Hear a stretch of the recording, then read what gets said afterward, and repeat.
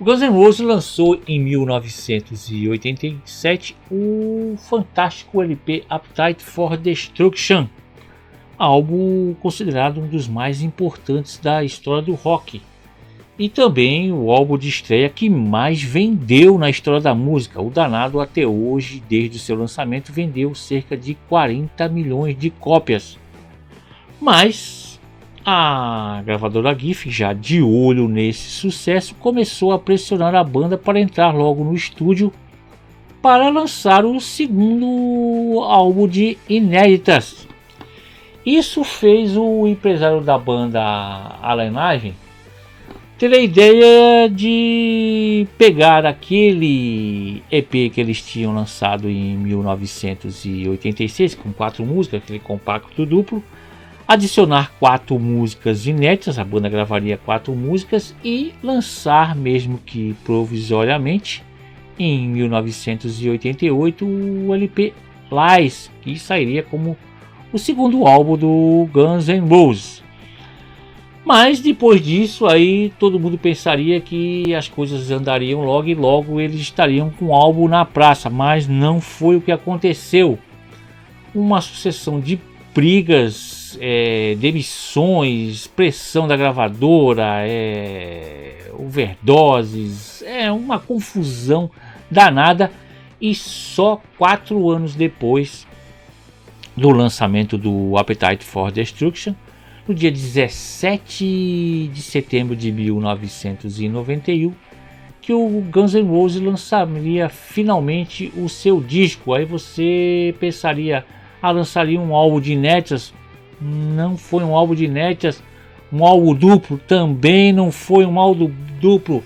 Meus amigos, no dia 17 de setembro de 1981, os caras cometeram a loucura de lançar 2 álbuns duplos. Aí tudo bem, mas 2 álbuns duplos no mesmo dia, e seriam os álbuns gêmeos, os fantásticos Use Your Illusion 1 e 2. Fantásticos álbuns. Para vocês terem uma ideia, o Use Your Illusion 1 na primeira semana vendeu cerca de 685 mil cópias. Não vendeu nada, hein? E o Use Your Illusion 2 vendeu 770 mil cópias. Isso só na primeira semana. Feito nunca igualado por nenhuma banda e por nenhum artista solo. Até hoje eu duvido que vão igualar esse feito. Os 2 Use Your Illusion contaram também com a estreia do baterista Matt Sorum, que entrou no lugar do glorioso baterista Steven Adler, que foi demitido ali no início das gravações. E também esses álbuns contaram com a estreia também do tecladista Dizzy Red. Os Use Your Illusion também marcaram como sendo os últimos álbuns do guitarrista base Izzy Stradlin.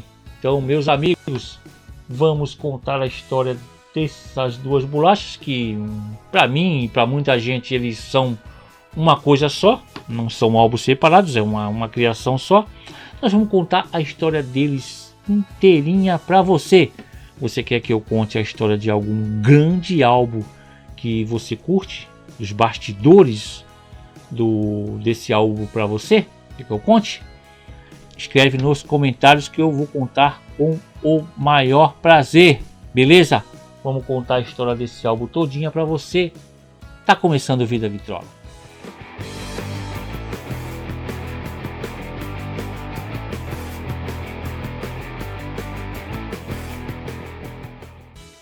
Em 1989, o Guns N' Roses não estava mais em turnê e a gravadora Geffen estava cobrando muito um segundo álbum só de inéditas. Então, em junho daquele ano, o empresário da banda, Alan Ive, leva eles para Chicago, para a banda toda junta, coisa que já não acontecia desde o lançamento do EP de 86. Juntos começariam uma frutífera e caótica sessão de composição. Axl, em uma entrevista no ano de 1990, disse que daquela reunião saíram umas 35 músicas que foi daí que nasceu a ideia de lançá-las todas de uma vez, e eles, principalmente Axl, estavam determinados em fazer isso de qualquer jeito. Izzy Stradlin, que havia ficado sóbrio recentemente e já estava viajando separado de seus companheiros de banda para não ter uma recaída, Izzy trouxe 8 músicas para mostrar para a galera, Slash mais umas 12 e Axl também 12. Esse tempo todo juntos em Chicago gerou canções como Coma, Stranged, So Fine, que McKagan tinha escrito só a música. E quando o guitarrista Johnny Thunders do New York Dolls faleceu no dia 23 de abril de 1991, ele McKagan fez a letra em homenagem ao seu ídolo. So Fine entrou no Illusion 2 como a terceira do lado C. Só que nem tudo foram rosas ali em Chicago. No começo tudo correu bem, mas depois Izzy Stradlin chegava atrasado ou nem aparecia nas sessões. Axl Rose cismou em só tocar piano, o que deixava os caras irritados. Slash e Duff McKagan só viviam bêbados e drogados. Slash diz que estava experimentando o fundo do poço naquele período. Alan Ivan diz que nesse período ele teve que apagar vários incêndios, tinha que vigiar a banda feito criança, mas ele diz que ele não conseguia estar em vários locais ao mesmo tempo e aconteciam muitas coisas malucas com esses caras. Mas ele se orgulha por nenhum membro do Guns ter morrido durante a gerência dele. Uma das músicas que foram compostas ali durante esse período, um pouco antes de eles irem para essa sessão catastrófica em Chicago, foi uma música composta por Izzy Stradlin, Pretty Tied Up. O Izzy diz que compôs essa música, a ideia de compor essa música foi quando ele conheceu uma dominatrix. Ele conta a história mais ou menos assim. E um amigo dele chamado Tony convidou ele para conhecer uma mulher chamada Margot. Ele falou que os dois foram lá, chegaram lá. A mulher deu alguma coisa para eles beber. Ele falou que era uma bebida que tinha era um gosto muito forte. E chamou eles para o quarto. Ele ficou, caramba, o que vai acontecer aí? Chegou lá, tinha um cara gordo de salto alto, pelado, todo amarrado, com uma cebola enfiada na boca, com fita adesiva enrolada em volta do rosto do cara. Ele diz que ele e o amigo riram muito daquela situação e um falou pro outro: que porra é essa que tá acontecendo aqui? Conta o Izzy Stradlin. O Slash diz que lembra do Izzy contando a história, porque dessa música, como que saiu a história dessa música.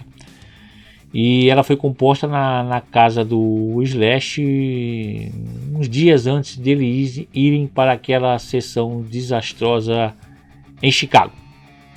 Essa música sairia como a primeira do lado C do Illusion 2. O empresário Alan Ivan diz que, embora a existência da banda fosse precária e indefinida, financeiramente era um momento extraordinário. O Appetite estava vendendo milhões.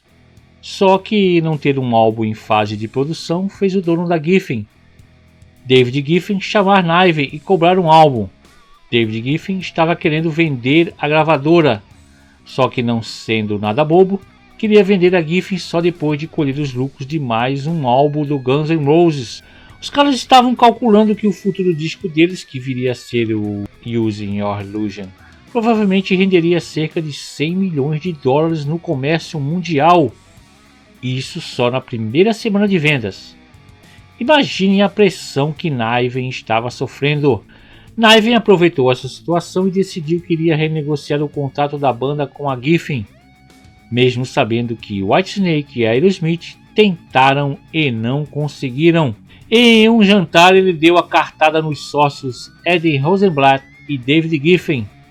Disse que se eles não renegociassem, não haveria álbum, e disse que, em troca, a banda não entregaria apenas um álbum, entregaria 2 álbuns duplos lançados no mesmo dia. Rosenblatt disparou perguntando quantos álbuns ele e Niven achava que venderíamos de cada um. Niven foi direto e disse que 4 milhões de cada um. Pronto, os futuros álbuns gêmeos foram aceitos e a conta da banda e de Niven ficaram mais gordas. Foi um golpe de mestre, pois o Appetite até aquele momento tinha vendido mais de 10 milhões de discos. Os caras, antes de entrarem no estúdio, fizeram uma maratona de 2 noites na casa do Slash em Los Angeles, uma maratona de composições. O Slash lembra que isso aí foi a única vez que, pelo menos ele lembra, que ele, o Easy, Axl e o Duff ficaram sozinhos no mesmo quarto, sem se agredirem, apenas concentrado em composições. Ele falou que foi um momento único na história da banda. E você deve ter notado também que eu falei o nome dos 4 músicos do Guns, falei o nome do Slash, do Axl, do Duff e do Easy. E onde estava Steven Adler, que não participou da sessão de gravação em Chicago, nem nessas sessões aí de composições na casa do Slash. O seguinte, o Steven Adler estava mergulhado, atolado no vício em heroína. Ele estava completamente dominado pelo vício em heroína. Dificilmente participava de alguma reunião da banda. E quando ele aparecia, ele estava sem a menor condição. Isso até em shows começou a acontecer isso. O Steven Adler não estava nada bem naquele período. Quando a banda vai finalmente para o estúdio no dia 13 de janeiro de 1990, as coisas pareciam que estavam normais. Pelo menos parecia.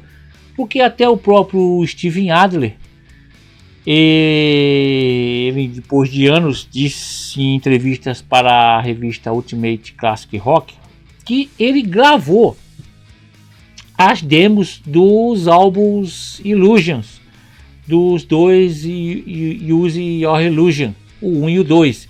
Ele gravou as demos. Ele disse que depois que eles, enquanto eles estavam gravando ali as músicas, eles iam ouvir o que tinham gravado. E todo mundo, os caras diziam que isso vai ser melhor que o Appetite. Tenho certeza que vai ser melhor que o Appetite. Eu vou até procurar uns links das demos que o Steven Adler gravou e vou colocar na descrição para vocês, falou? E o Adler ainda diz nessa entrevista que realmente teria sido melhor que o Appetite se não fosse por culpa dele, que ele não conseguiu concluir o que ele tinha iniciado.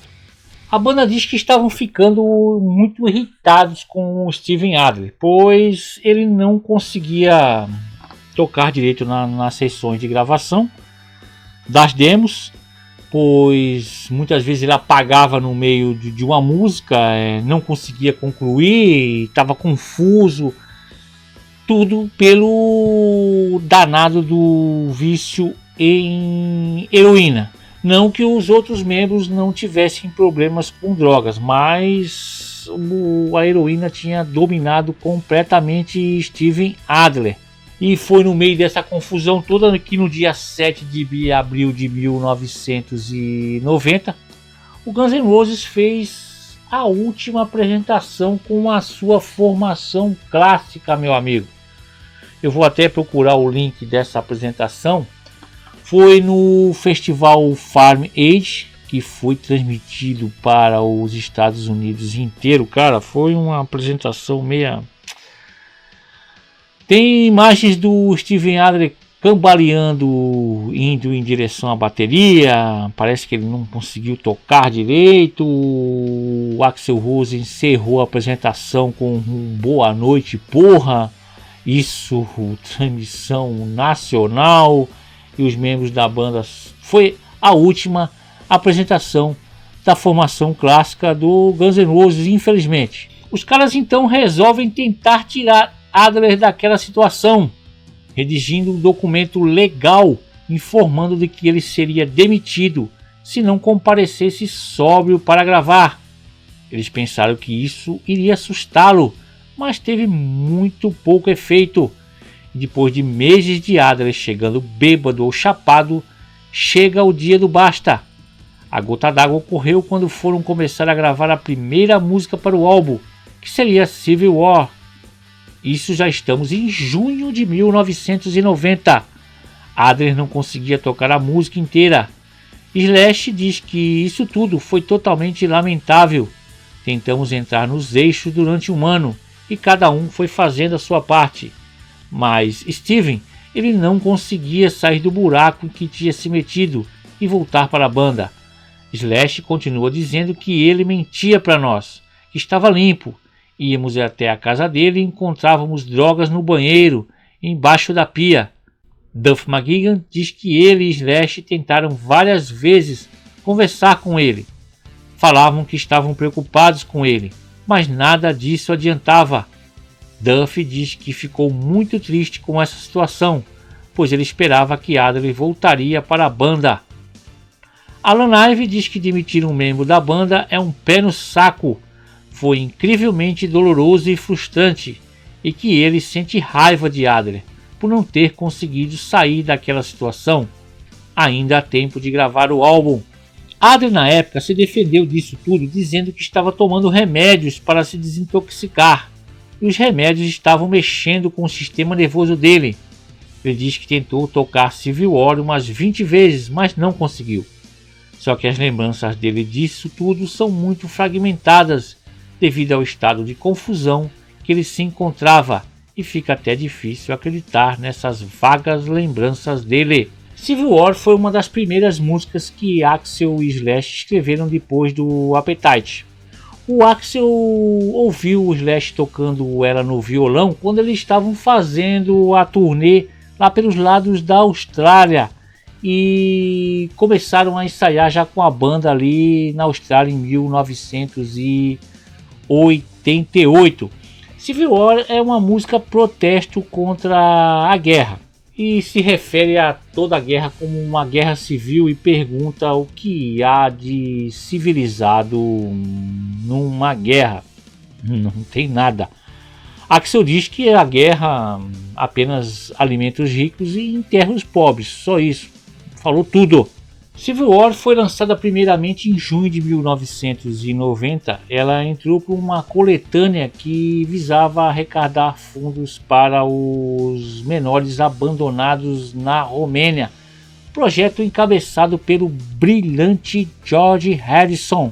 Civil War estaria na bolacha Illusion 2 como a primeira do lado A, a música de abertura, e seria lançada como o quarto single do Illusion 2 no dia 3 de maio de 1993. Para conseguir colocar as partes de bateria do Steven Adler nessa música, os engenheiros de som tiveram que ir colocando por camadas as várias tentativas que o Steven Adler fez nessa música.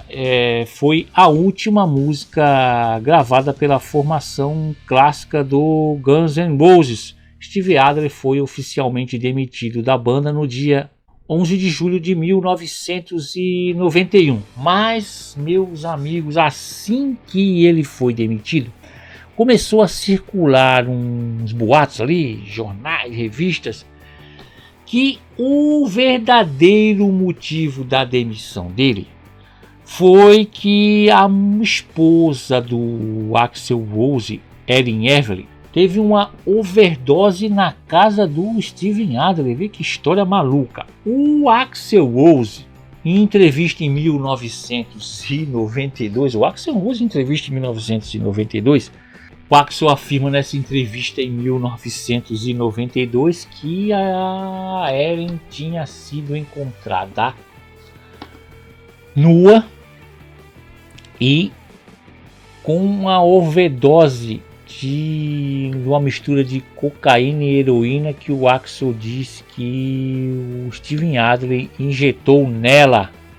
Ela parece que teve que foi parar na UTI do hospital. O Axl disse que teve que ficar com ela no hospital porque ela teve parada cardíaca. Ele diz graças ao Steven Adler. Que história maluca!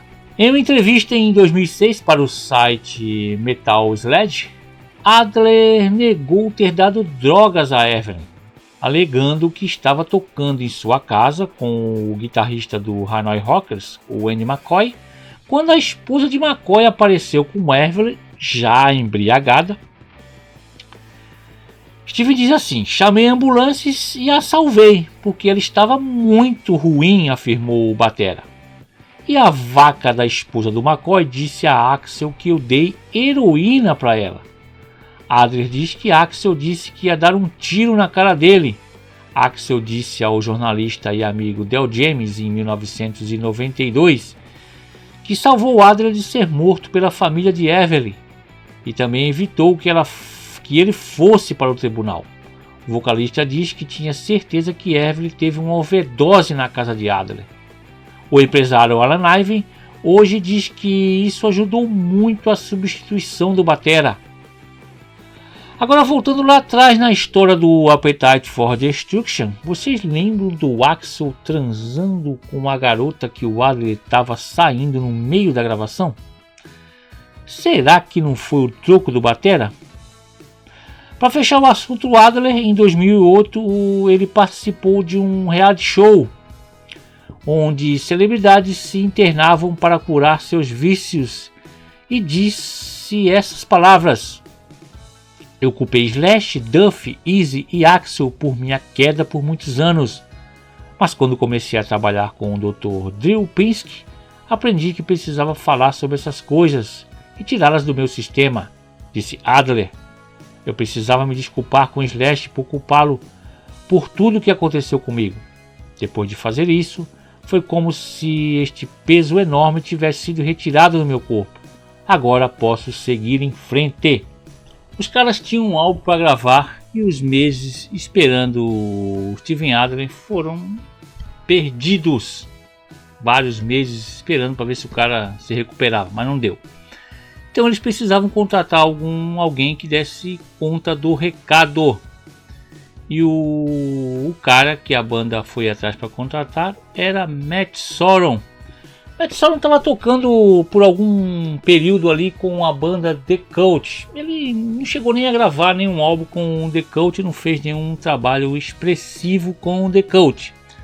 O Slash diz na sua autobiografia que o Matt Sorum para ele tocava demais, porque ele tinha ido ver um show do The Cult e ficou encantado com o batera.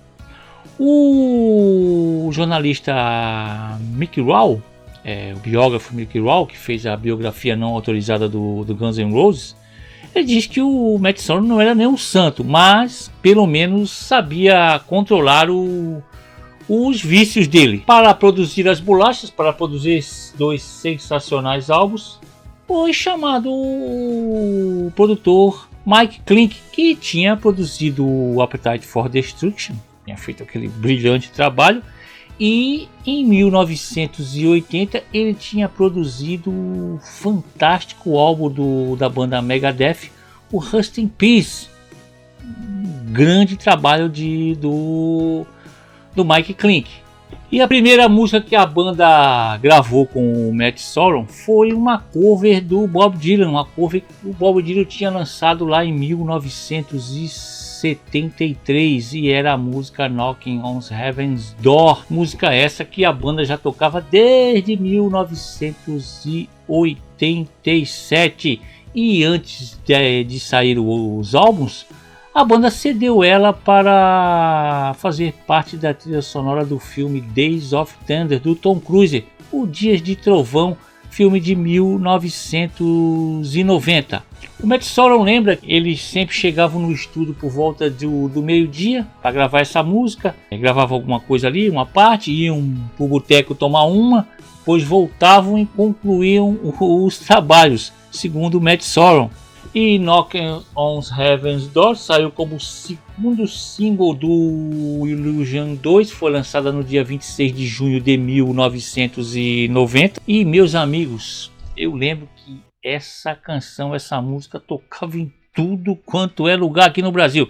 Ligava a televisão, estava tocando, programa de clipe tocava em tudo quanto é lugar, rádio, pessoal ouvindo nas suas casas. Essa música fez um sucesso danado na nossa terrinha. Enquanto o Matt Sorum se adaptava, Axl trouxe o tecladista Dizzy Reed para a banda. Reed conhecia o Guns desde 1985, quando uma banda que ele tinha, o The White, ensaiava próximo ao local onde o Guns ensaiava também. No início de 1990, ele ligou para Axl em pânico. Reed, que já havia feito o teste no Guns N' Roses, disse a Axl que estava para ser despejado. Então Rose ofereceu-lhe um emprego. "Eles salvaram minha vida", disse Reed. Reed se tornaria o único músico, além de Axl, a permanecer na banda nos anos que antecederam a atual reunião dos caras. Alan Live afirma que muito material havia sobrado das sessões do Appetite for Destruction, e ele incentivou os caras a darem uma chance para You Could Be Mine, Back of Beach, Bad Obsession, The Garden, que não entraram no Appetite. Slash achava que You Could Be Mine era muito Appetite para se encaixar no clima dos dois Illusions. You Could Be Mine é sobre o relacionamento fracassado de Easy com sua ex-namorada Angela Nicoletti. Realmente ela tem a cara do Appetite for Destruction. You Could Be Mine entraria na trilha sonora do filme Exterminador do Futuro 2 de 1991, depois que o próprio Arnold Schwarzenegger convidou pessoalmente a banda para jantar em sua casa para negociar a música no filme. You Could Be Mine seria lançada como o primeiro single do Use Your Illusion 2 no dia 21 de junho de 1991. Ela está no Illusion 2 como a segunda do D, isso na segunda bolacha. As 3 músicas a seguir, muitos dizem que os clipes são uma trilogia, mas só o que se vê são clipes que não se conectam. Axl diz que isso é porque muita coisa teve de ser mudada de última hora neles. Se no Appetite a banda não quis colocar muitas baladas, nos álbuns gêmeos eles estão recheados de baladas. Como nós contamos lá no vídeo do Appetite, se você não assistiu, põe para assistir, o vídeo é muito bom. Como nós dissemos naquele vídeo, Don't Cry foi a primeira música composta pela formação clássica do Guns N' Roses. Essa música fala sobre uma garota chamada Monique Lewis, que na época o Izzy Stradlin estava tendo um romance com ela. Segundo o Axl Rose, ele ficou apaixonadíssimo por essa moça. O Axl ficou também apaixonado por ela. E ele diz que quando o Izzy e elas romperam, não estavam mais juntos, ele partiu para o ataque para ver se conseguia ela. E ele disse que ficou sentado na calçada do lado de fora do Roxy, uma casa onde o Guns se apresentava muito naquela época. Ele ficou ali esperando do lado de fora ela. Quando ela saiu, os dois ali sentados para conversar, e a garota disse para ele que, olha, ele se abriu com ela, se declarou para ela, e ela disse que lamentava, mas ela não estava afim de ter um relacionamento com ele. E diz que ele começou a chorar, segundo o Axl Rose disse, ele começou a chorar ali sentado na calçada, e ela sentou do lado dele, abraçou ele, disse não chore, e ficou ali consolando ele. Axl Rose disse que no outro dia ele se reuniu com a galera e em 1 hora compôs Don't Cry. Don't Cry, que a banda chegou a gravar uma demo no Appetite for Destruction, mas que não foi aproveitada no álbum. A banda acabou colocando diferentes versões da canção em cada um dos discos do Use Your Illusion. Uma versão com letras originais no primeiro volume, recontando a história de Axl, e uma letra alternativa feita de improviso no estúdio no Illusion 2. Prefiro a nova versão, O que é original é uma espécie de nostalgia para mim, relembra o vocalista. Shannon On, amigo de infância de Axl e vocalista da banda Bleed Metal, fez o back vocal de Don't Cry no disco e aparece também no videoclipe. Ele ainda fez back vocal em mais 4 canções dos Illusions. O videoclipe de Don't Cry foi dirigido por Andy Moran e Mark Hacko. Axl diz que teve dificuldades para filmar, porque muitas cenas, principalmente de violência, foram inspiradas em seu relacionamento com a sua ex, Erin Evelyn, e segundo ele, isto mexeu muito com ele. A supermodelo Stephanie Seymour iria estrelar o clipe junto com Axl. Os dois começaram a namorar em seguida. Don't Cry está no Illusion 1 como a quarta do lado A e foi lançada como o primeiro single do Illusion 1 no dia 17 de setembro de 1991 e chegou ao número 10 da Billboard. Outra música que estaria nos álbuns gêmeos, precisamente no Illusion 1, seria November Rain, uma balada poderosa e épica. Segundo Tracy Guns, um dos fundadores do Guns N' Roses, Axl trabalhava nela desde o início da banda. Ele disse que era a única coisa que Axl sabia tocar no piano, mas era dele. E em qualquer hotel ou lugar que tivesse um piano, Axl tocava ela. Slash afirma em sua autobiografia que uma versão de 18 minutos de November Rain foi gravada na sessão de gravação que eles fizeram com o guitarrista Benny Charlton da banda Nazareth em 1986, isso antes das gravações do Appetite. Slash também desmente a versão de Axl que ele e McKagan não queriam baladas nos álbuns.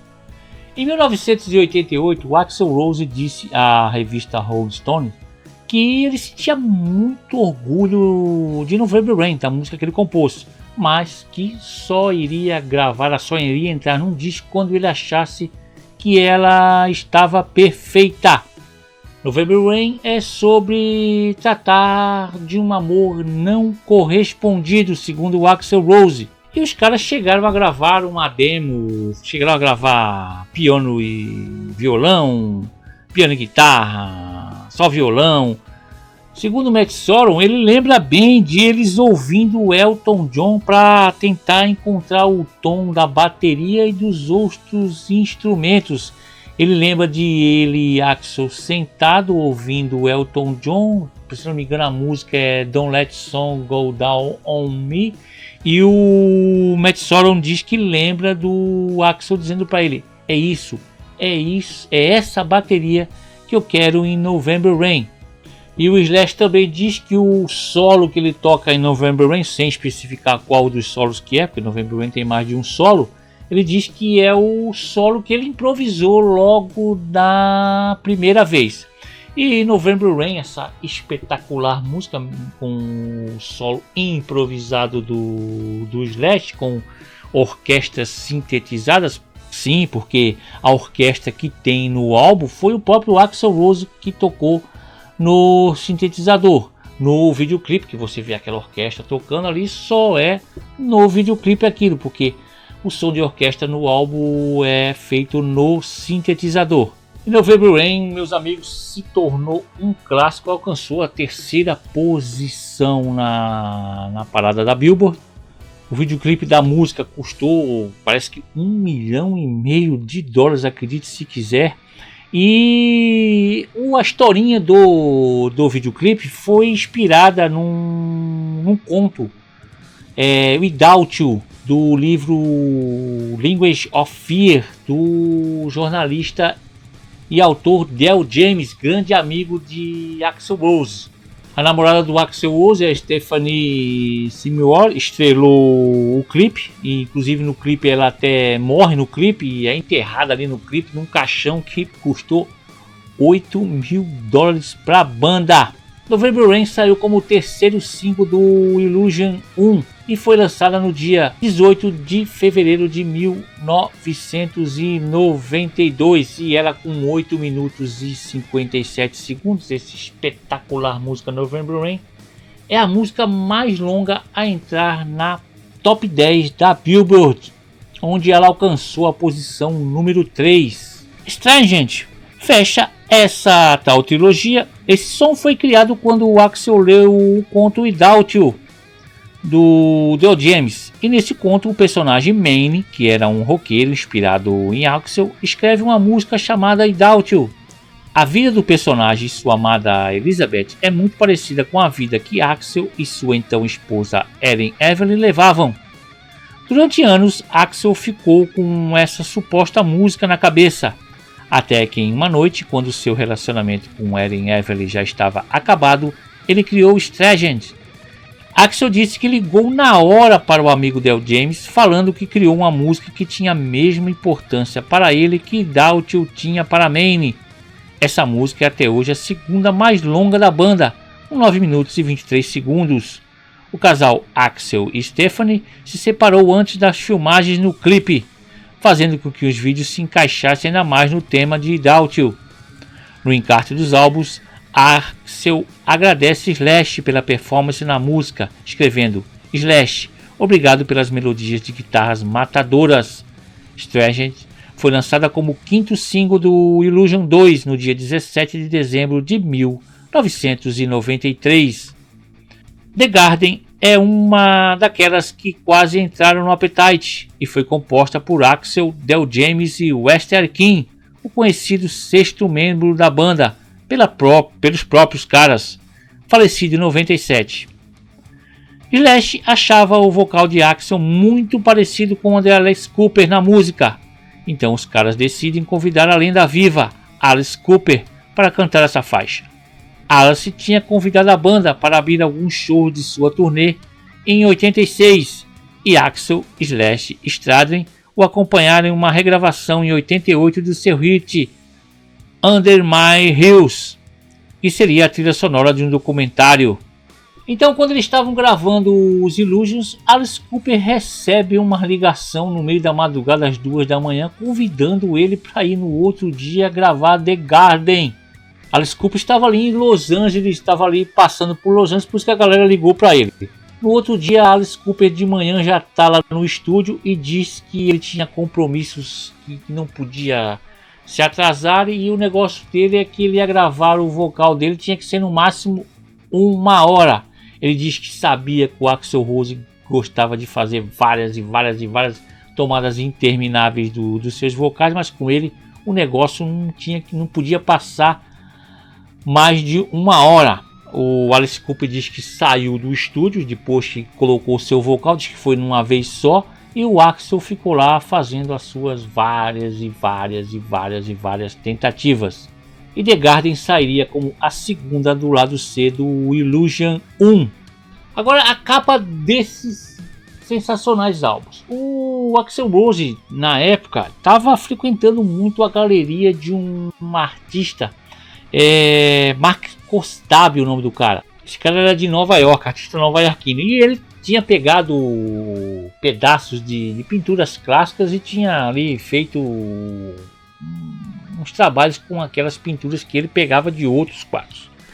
E o Axl tinha comprado um quadro dele e disse que aquilo ali ia ser a capa dos próximos álbuns. Que essa pintura, esse pedacinho aí desse menino sentado ali na capa do álbum, mas não é nada mais do que um pedacinho de uma obra de arte que está nas paredes do Vaticano, que é do artista Rafael, que concluiu isso em 1511.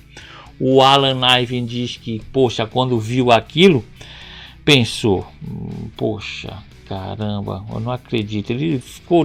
O Alan Ivan diz que deu risada imaginando o Axl Rose assinando um cheque muito gordo, gordíssimo, e dando para aquele cara. Tendo que essas pinturas ali, ó, o nome é Escola de Atenas, que tem ali vários filósofos, e o cara foi lá, recortou um pedacinho lá, fez uma pintura e o Axl Rose foi um desses que entrou nisso, e o Alan Ive diz que deu muita risada depois, imaginando o Axl Rose assinando aquele cheque e falando que tinha que ser a capa do álbum. E o Alan Ive diz que era mais fácil o Axl Rose ter pedido para o seu amigo Del James ter pintado qualquer coisa ali, copiado alguma coisa que não ia dar problema para porque direito autoral o cara não ia cobrar dele, pois ele tinha pegado um trecho de uma obra lá que nem tem mais direito autoral de tanto tempo que está lá nas paredes do Vaticano. Muitos dizem que um fato que ocorreu na época da gravação dos Illusions, que já diz que foi um presságio ali, alguma coisa ruim ali, a polícia achou atrás do estúdio onde o Guns estava gravando pedaços de um corpo totalmente desmembrado, um assassinato horrível dentro de uma lixeira. O Stradlin colocou isso numa música, na paulada Double Talk Jive. Parece que o Stradlin já tinha gravado a música já fazia um tempo e já tinha voltado para casa dele no Indiana. Quando ficou sabendo do acontecido, voltou, alterou o início da música e colocou um trechinho falando desse acontecimento, desse acontecimento macabro ali atrás do estúdio onde eles estavam gravando. E Double Talking Jive é a quarta do lado B do Illusion 1. Conforme o tempo ia passando, o clima na banda ia ficando pesado dentro e fora do estúdio. A Geffen cobrava que o disco tinha de ter sido entregue no final de 1990. Mas os atrasos nos trabalhos de cerca de 40 músicas fizeram a turnê que já estava programada se iniciar em janeiro. E os primeiros shows dessa turnê foram no Rock in Rio 2, nos dias 20 e 23 de janeiro de 1991, com cerca de 140 mil e 120 mil pessoas em cada show, o maior público daquela extensa turnê. O início da turnê obrigou o Guns a fazer os shows agendados e trabalhar nos álbuns simultaneamente. Isso fez as gravações acontecerem em vários estúdios do país. Entre as gravações e a turnê aconteceu muita coisa. Atraso de shows, seguidamente causados apenas pela má vontade de Axl. Confusões também causadas por Axl. Durante esse período, a esposa de Axl, Evelyn, se divorciou dele no meio da gravação dos Illusions e ainda denunciou ele por agressão. Os pitis de Axl no palco geraram muitos tumultos. O mais famoso ocorreu em St. Louis, no dia 2 de julho de 1991, após ele, Axl, pular do palco para brigar com um fã e sair no braço com basicamente todo mundo que estava em volta. E só porque o cara estava filmando o show. O Axl, enlouquecido, voltou ao palco, xingou todo mundo e jogou o microfone no chão, falando que não tocaria mais. A partir daí, uma confusão generalizada começou. Todos nos reunimos no camarim. Abrimos uma porta e ouvimos gritos, abrimos outra e vimos pessoas em macas, policiais ensanguentados, com macas por toda parte, um verdadeiro pandemônio, lembrou Slash. Depois que saímos do palco, a multidão ficou enfurecida, lembra Matt Sorum. Nossa equipe tentou defender nosso equipamento, mas cadeiras sendo jogadas neles fez os caras fugirem do palco. De repente, os esquadrões de choque chegaram jogando gás lacrimogêneo. Foi um show que nunca esquecerei. Só quando liguei o noticiário no dia seguinte para ver o dano e a destruição é que percebi o que tinha acontecido e a quantidade de gente ferida, termina o batera. Resultado final, 600 pessoas feridas, 16 prisões, prejuízo de $200 mil para concertos do teatro, todo o equipamento da banda destruído e um mandato de prisão expedido para Axl, acusando-o de ter incitado a desordem. No final, Axl foi condenado a condicional de 2 anos, do qual se livrou após pagar fiança de $50 mil. Um pouco escondida nas notas do encarte dos álbuns está a frase "Fuck you, St. Louis, acredite se quiser". A música Right Next Door to You nasceu da briga entre o Axl e uma vizinha dele, chamada Gabriela Cantor. A mulher denunciou o Axl por agressão, dizendo que ele bateu nela com uma garrafa. Por causa disso, o Axl acabou passando uns dias no xadrez, mas ele, em entrevista para a revista People, negou tudo, dizendo que não bateu nela, dizendo que se fosse bater nela, ela nunca mais se levantaria. Coisa de Axl Rose. Right Next Door to You é a música que abre o Illusion 1. O Slash diz que teve momentos que deu vontade dele abandonar tudo pelas condições, pelo clima que estava ali nas gravações do Illusion, principalmente lá do meio para o final. Porque para ele preferia ter gravado um álbum de 10 músicas diretas, assim, músicas do gosto dele, do que aquelas músicas intermináveis. Ele foi muito contra a utilização de sintetizadores nos Illusions, segundo o Slash. Mas por um lado foi bom porque os Illusions colocaram a banda para trabalhar, e por esse lado ele gostou.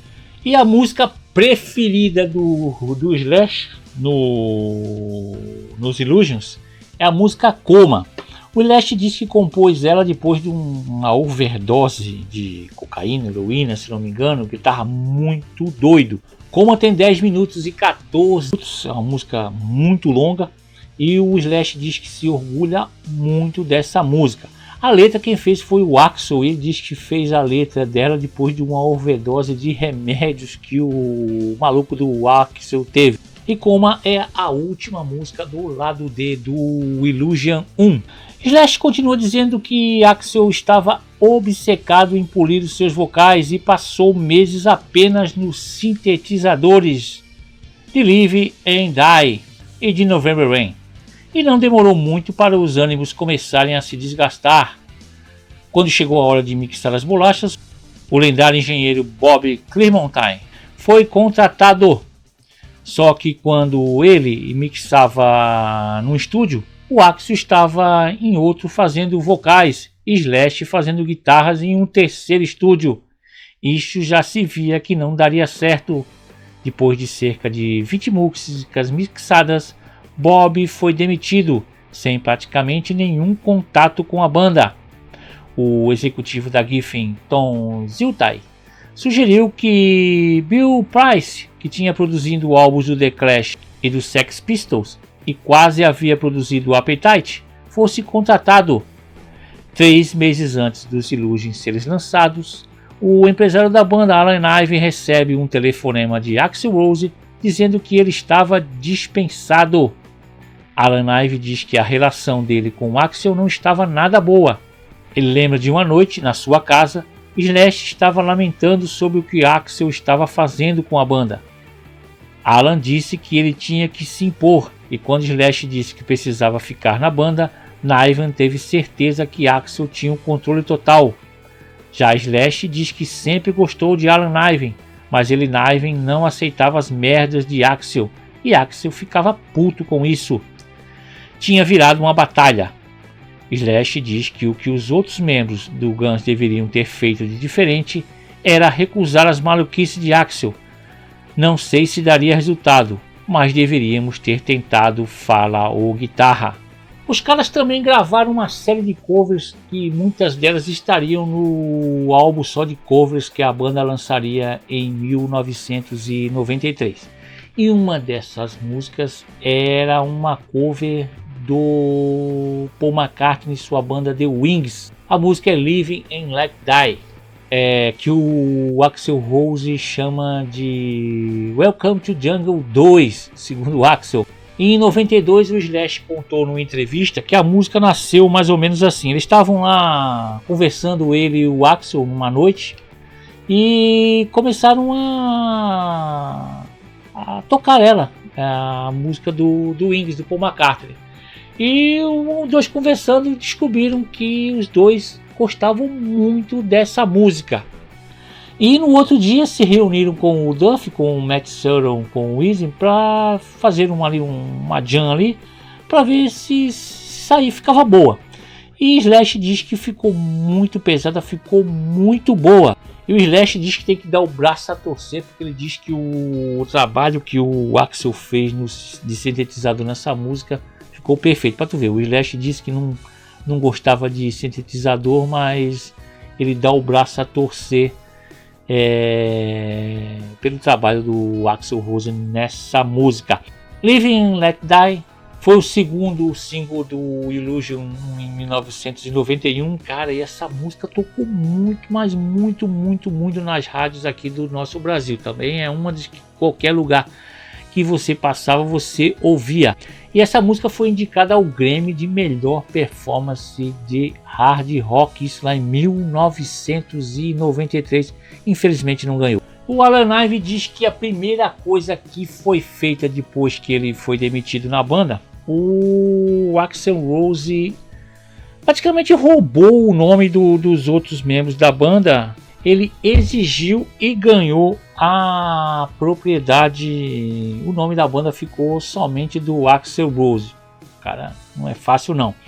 E também ele contratou para empresário o Doug Goldstein, que segundo o Slash em sua autobiografia, ele disse que a chegada desse cara foi uma das coisas que decretou praticamente a decaída da banda. Já o Axl se defende dizendo que uma das raras declarações dele de defesa sobre essas opiniões dos outros membros da banda, em uma entrevista para Rolling Stones, ele disse que ele usou um ditado: nunca compre um carro com seus amigos, porque todo mundo vai querer dirigir ao mesmo tempo e vão acabar jogando o carro do penhasco. Eu acho que é o jeito dele justificar porque que ele quis ficar ele apenas com o nome da banda. E quando o álbum estava bem perto do lançamento, que seria no dia 17 de setembro de 1991, há apenas uma semana dessa data, Easy anunciou que não faria mais turnê com o Guns N' Roses. O que levou o Easy a chegar a essa medida, lembra Slash, era porque para ele, Easy, aquela produção e complexidade ia contra a sua filosofia de rock and roll básico. Slash concorda com ele. Enquanto gravávamos as faixas básicas, tudo corria naturalmente e foram rapidamente feitas 36 músicas em 36 dias. Mas quando as gravações empacaram nos overdubs, sintetizadores e gravações e mais gravações dos vocais, além do estilismo de Axl, ele Easy ficou de saco cheio.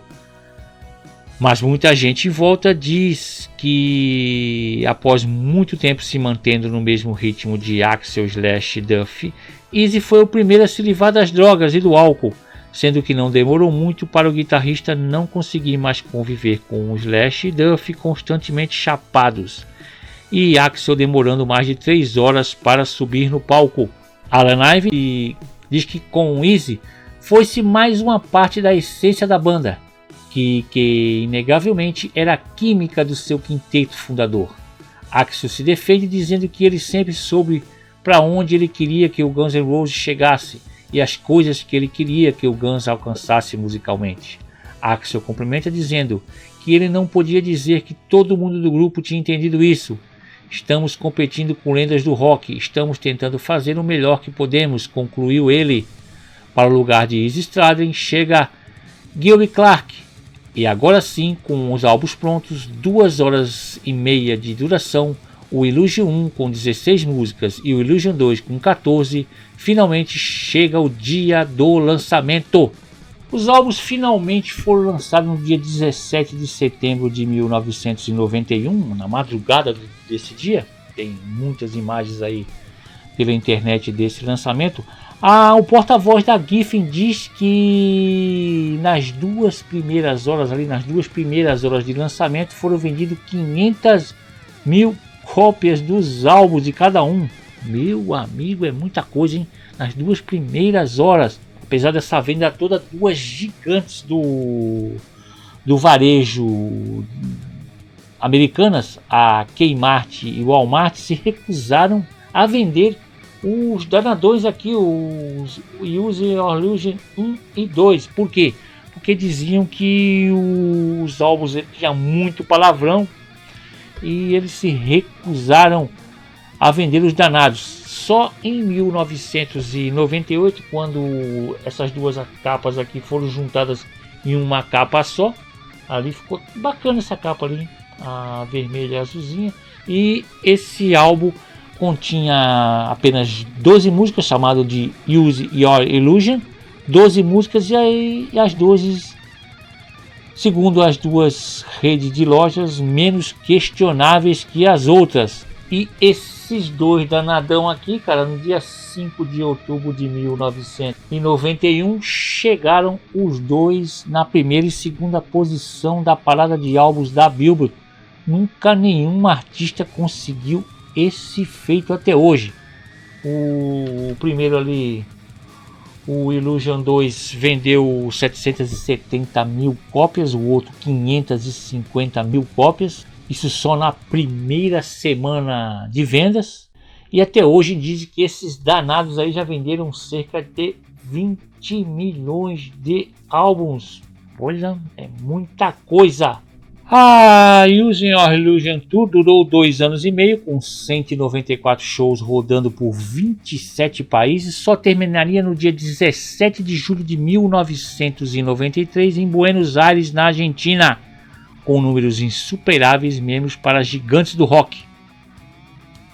A turnê arrecadou 57 milhões de dólares, mas apesar dos números extraordinários e o público e a crítica empolgados com a banda, essa turnê, cercada de atrasos, brigas e abusos de drogas, fez a relação entre os restantes da formação original, Axl, Slash e Duff, ficar totalmente desgastada. Axl já nem convivia com a banda e já nem consultava os outros sobre decisões do grupo. O Guns N' Roses gravaria mais um álbum, o disco de covers Spaghetti Incident, de 1993. Slash sairia em 96, McKagan um ano depois, deixando o Axl como o único membro original em meio a inúmeras mudanças na formação. Isso tudo tirou a banda dos holofotes por muitos e muitos anos.